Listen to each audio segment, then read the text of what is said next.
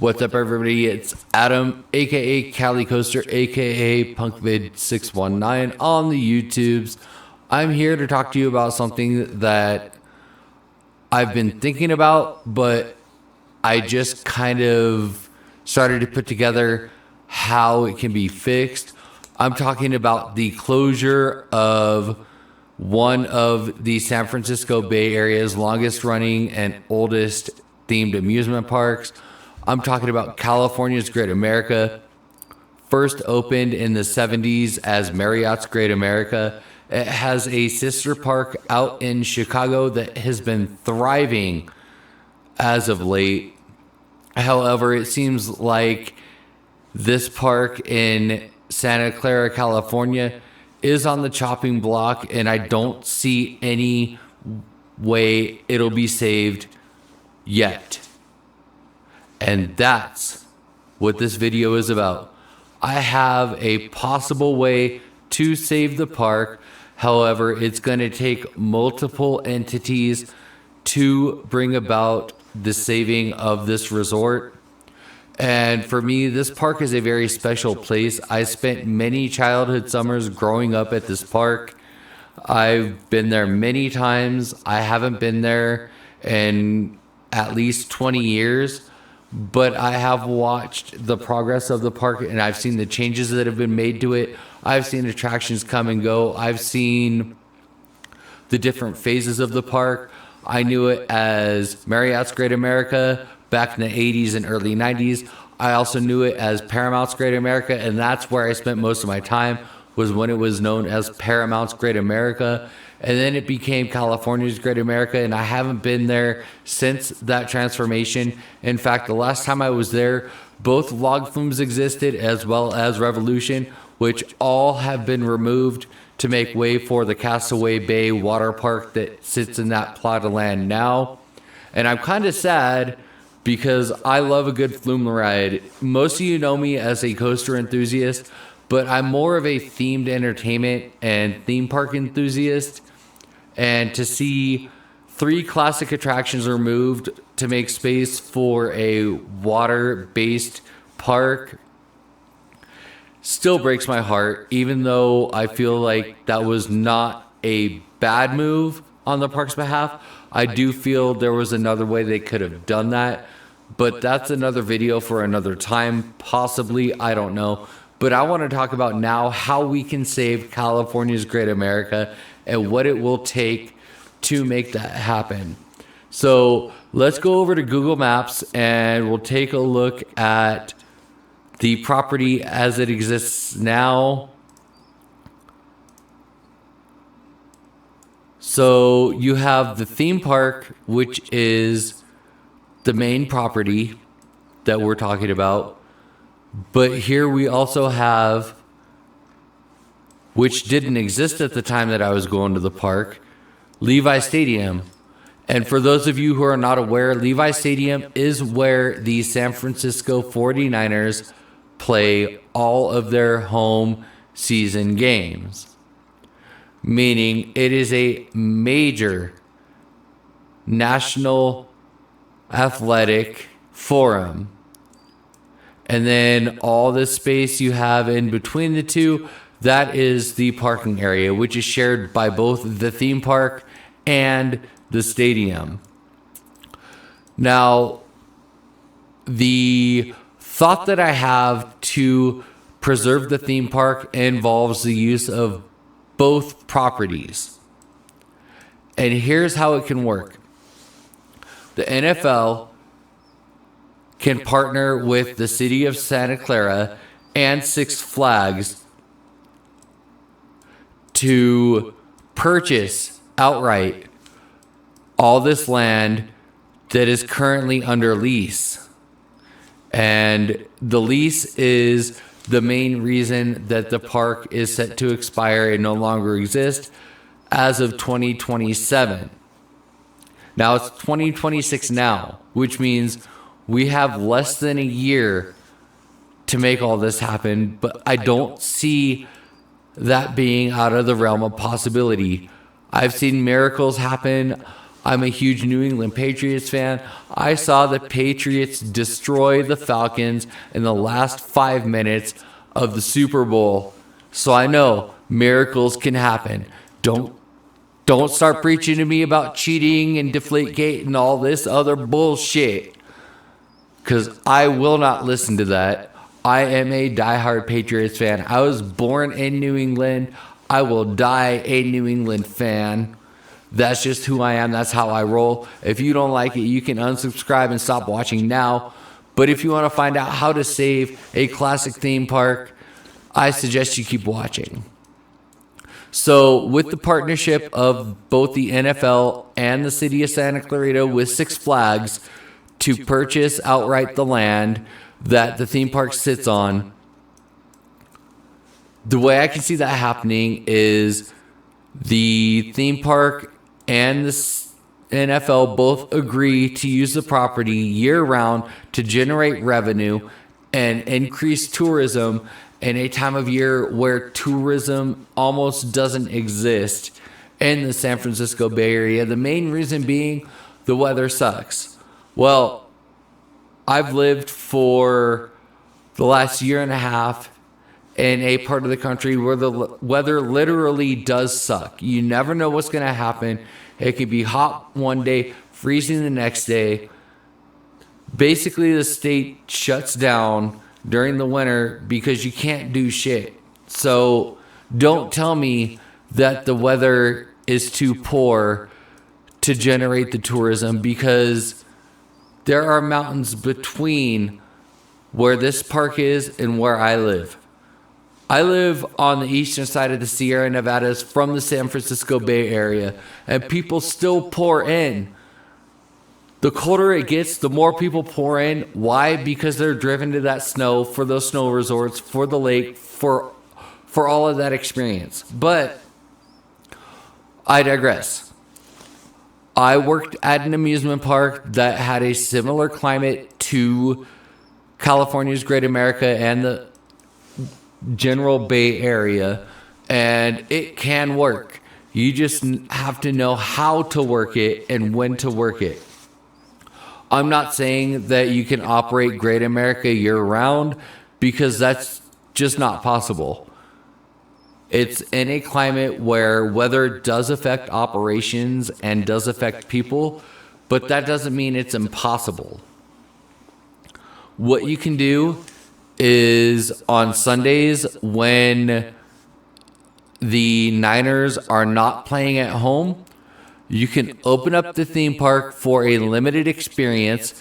There's a huge theater that sits at the north end of Norland Square, where you can host cheer competitions for local and regional schools, or just cheer exhibitions. It doesn't have to be a full-on competition. It could just be an opportunity to invite schools in, which will invite families, which will invite parents to spend money within the park with limited food offerings.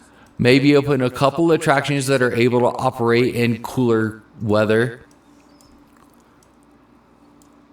Open up the stadium for NFL Sunday viewing parties. Open up a few concessions for the people that do show up to the stadium. And you're saying, well, you'll have to hire more staff for that. Here's where the positive comes in. Hiring more staffing during those times means increased employment opportunities for people that live in the area. And on top of the stadium staffing and all that, you have theme park staffing, you have theme park operations going on. You can hire more people, you can pay more people.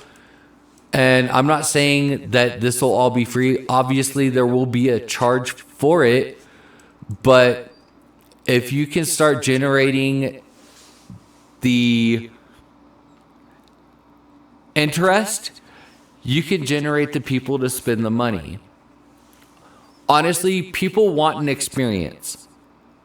And watching an NFL game, even if it's not their own team, in an actual NFL stadium on a Jumbotron would be an experience that could get people out of their house, could get them to spend money on concessions, spend money on seats, spend money on parking. And if they get bored at the game, they can head to the park, have a little bit of fun there with the limited offerings that are available as an all-in-one inclusive ticket. And that ticket can be purchased right here at the parking booths or online or whatever. I'm kind of old school. I still remember and prefer the paper tickets because they make a great free souvenir for your visit. But that's just me. Anyway, back to the solution. I see using these properties to try to generate additional income and taxes for the city and the region as a bigger positive than just letting the lease outright expire. And then you've got all this land here with all these structures, all this infrastructure. You got to figure out what to do with that. You got to get a developer to come in. A lot of that could take decades before something ever happens. I'm going to zoom out here and you get to look at my pretty face while I do all that stuff because you probably don't want to see me flying around on Google Maps. But I do want to talk about another property and another destination that was basically forgotten and let go of. For whatever reason, I still don't fully understand what happened with the park we're about to talk about.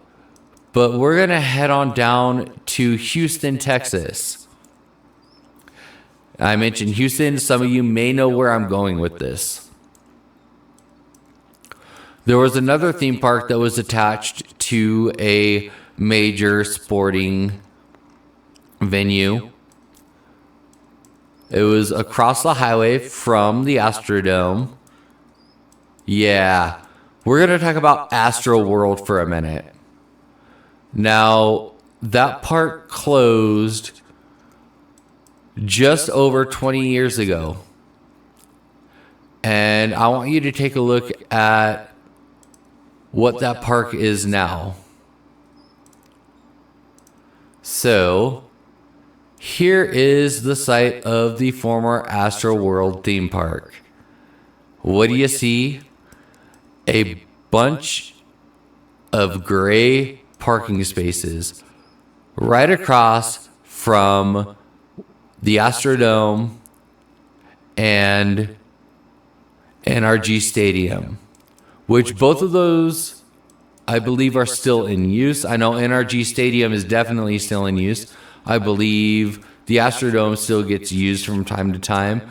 But what does this space get used for? Overflow parking and event parking for occasional events. That used to be a full-fledged theme park. And it was a great-looking theme park and one that I really wish I had the chance to experience. But just over 20 years ago, that opportunity was taken away from me. And that still kind of hurts because they had some great coasters. It has a great history. Well, maybe not so much with the owners. Some things happened there. But just in general, anytime a theme park gets lost for no other reason than redevelopment is pretty sad in my opinion, because theme parks are a place for experiences, for fun, for thrills, and granted, Houston has other options in their region. It's not like they're, several hundred miles away from another park like I am. Anyway, I digress. So basically what I'm saying is don't let what happened to Astroworld happen to Great America. Don't let a theme park go to be developed into just another parking lot. I can't remember who sang it, but there's a song where the main hook is they paved paradise and put up a parking lot. Don't let that keep happening. If you love theme parks like I do, look for ways to save them. I've come up with a way. I don't know how feasible it is because I don't know the full logistics of it. I don't know the ins and outs of making that happen, but I've got an idea, and I really hope somebody takes this idea who knows what to do and knows how to do it right and runs with it, because I feel like it can really save a great park, not just because I'm biased and I love that park because I grew up going to it, but because it's a park worth saving. If you take a look here at Northern California, and let's see, we've got, what are the options for themed entertainment in this area? We're looking north of LA, so way past Magic Mountain. That's out of the equation. Down here in Santa Cruz, we have the famous Santa Cruz Beach Boardwalk, which is another park that, if it ever falls under the guise of being dismantled and redeveloped, I will pitch the world's largest fit, because this is another world-class park. It is a great park. It's a lot of fun. It's a great way to spend an entire summer day, not just an afternoon or evening. There's so much to see and do in this tiny little seaside amusement park that's one of only a couple remaining in the western United States. But less than an hour away, you travel up Highway 17 through the Santa Cruz Redwoods, because this is the way we used to go when I was a kid, from Santa Cruz to Great America, up to through San Jose, out to Santa Clara. Honestly, it's about an hour drive, totally worth it between the two parks. And there's so much already going on. I don't see why developers haven't decided that it's a park worth saving, because it brings not only tourism, but it provides reasons for people to extend their stay to the Bay Area. And here you have Silicon Valley. And I lost where Great America is. Bear with me just a moment, because it's right off of 101. Here it is. So yeah, right off the 101 highway, which is a main artery between LA and the Oregon coast. And it is a well-traveled highway. So I don't see any reason why it would make sense to let this park just fade into history like Astroworld did, when both the NFL and Six Flags can provide revenue for the greater Bay Area and the city of Santa Clara by keeping both properties available year-round. I mean, Levi Stadium, when it's not being used for Niners games, I really don't have a lot of information as to what it does during the summer, in the spring, when the NFL is not in season. But there's a lot of opportunities there for both properties to be utilized and generate revenue, as well as generating job opportunities for people who live in the area, as well as upper level jobs to bring people into the area for employment. The only issue that I see is limited parking, but you don't have to look any further than Disneyland to figure out how to solve that.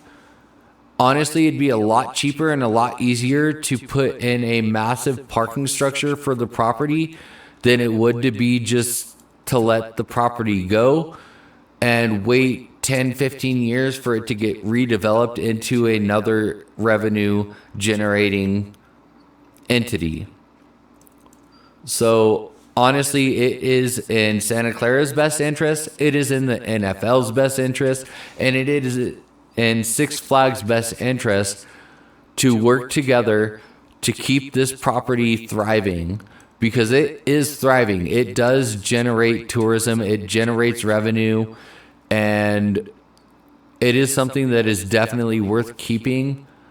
There are probably hundreds of thousands within the community that would agree with me as saying that California, Great America, is definitely not to be slept on. It is a fun park. It is a well-run park. It is a beautiful park. It is a fun park.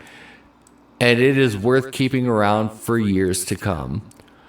Now, some of you may say, well, what about their other property further north across the bay in Vallejo, talking about Six Flags Discovery Kingdom? Well, yes, it is another great park. It's a fun park, and it is owned now by the same company that owns Great America. However, I don't feel that either of them are in competition. I feel like they can work together for the same goal, to generate guests, generate fun, again, generate another reason for people to spend more time in the Bay Area on their vacation. Because they're two different types of parks. California's Great America is all about themed entertainment and thrill rides and family fun, whereas Six Flags Discovery Kingdom is also a marine and wildlife park that has animal exhibits as well as rides. And honestly, you can tell that it originally started as a wildlife park because most of the rides were thrown in one general area towards the front of the park. This is where most of the rides in the park exist. Now, they have created opportunities to expand and build rides in other areas, but it honestly doesn't feel as an organic thrill park and theme park as California's Great America does. It feels more like a zoo that threw in some carnival rides to try to attract a different type of crowd, which is cool. I mean, I'm not against that either. I've been to Discovery Kingdom about 22 years ago. It was a lot of fun. The year that I went was the year after Zongo was basically decommissioned from the park before it was removed. So I got to see it standing but not operating.